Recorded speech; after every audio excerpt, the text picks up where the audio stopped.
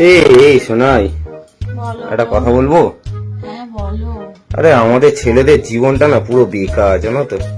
কেন গো এই ধরনের কথাটা আমাদের কেন বলছো? জীবন পুরো বেকার, আমাদের দুঃখ কষ্ট কেউ বোঝে না। এটা কিভাবে, এটা কি কথা বলো? আমাদের তুমি বলো কষ্ট তো। কেউ বোঝে না। এই বিয়ের ধরনের আগে কথাগুলো মানে হয়?